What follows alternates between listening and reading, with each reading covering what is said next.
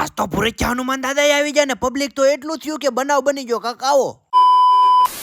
તો જય માતાજી મિત્રો, હું છું તમારો પ્રિય ધનૈલો વ્લોગર ને સ્વાગત છે તમારું મારા મોરમીની વ્લોગમાં. આજ તો નવરાને નવરો વિચાર આવી ગયો ને થઈ ગયો પ્લાન ભૂરખ્યા જવા માટે. પણ મામાના ભાણિયા ભૂકા કાઢે.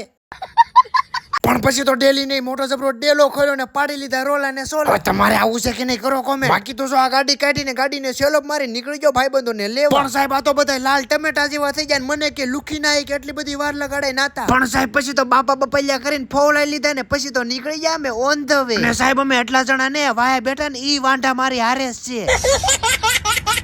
એલા ભાઈ એમાં આ વાદળા કાળા કાળા ડિબાંગ જેવાય છે ને જો વરસાદ આવ્યો તો બધા ઓગળી જાવ. પણ એલા સગના તું ગાડીનું એવું લીવર દે કે વરસાદ આવે ને એની પેલા આપણે ભૂરચ્યા પૂગી જાવી.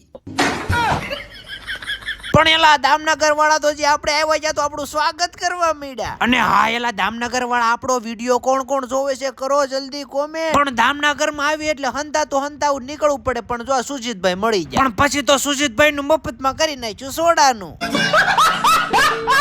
પણ એલા ભાઈજી તો અમે ભૂરચ્યા નથી પૂજ્યા ત્યાં તો દામનગર નું મોટું અજગર આડું પડ્યું. પણ દાદાની દયાથી ને તમારા બધાના સપોર્ટ થી વિડીયો બનાવતા અમે ભોગી ગયા સીધા ભૂરચ્યા. અને ફટાફટ કરી લેવી અંદર એન્ટ્રી ને તમને કરાવી દેવી દાદાના દર્શન. અને મિત્રો જેવા તહેવાર ઓરા આવે એટલે દાદાના ધામમાં ગળદી બીજું કાંઈ જોવા ન મળે. પણ હું તો આટલા બધા સંપલા પાણીને મૂંઝાણો. પણ મેં કીધું સંપલાને હંગરવા દે નકર સંપલા ચેન્જિંગ થઈ જાહે.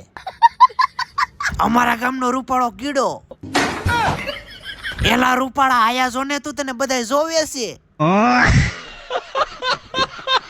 પણ મિત્રો હસી મજાક તો બહુ થઈ ગઈ. હવે કરી લેવી દાદાના દર્શન. ફટાફટ ઉભા રહી જાય લાઈનમાં કારણ કે તહેવારોના દિવસો છે લાઈનમાં ઊભું તો રહેવું જ પડે. હવે આપણે તો થઈ ગયા દર્શન તમે કરી લો દર્શન. કોમેન્ટ બોક્સમાં ભૂરખ્યા વાળા હનુમાન દાદાનું નામ લખી નાખજો. બાકી તો મિત્રો જ્યાં નીચે બધા બેઠા નહીં હનુમાન ચાલીસાના પાઠ કરી રહ્યા છે. પણ મિત્રો આજનો વ્લોગ આયા સુધી વ્લોગ કેવો લાગ્યો કોમેન્ટ કરી નાખજો. ન હોય તો ફોલો કરી નાખજો. મળશું પછીના વ્લોગમાં. બાય બાય જય માતાજી. અને હા કોમેન્ટ બોક્સમાં જય ભૂરખ્યા વાળા દાદા લખવાનું તો ભૂલતા જ નહીં.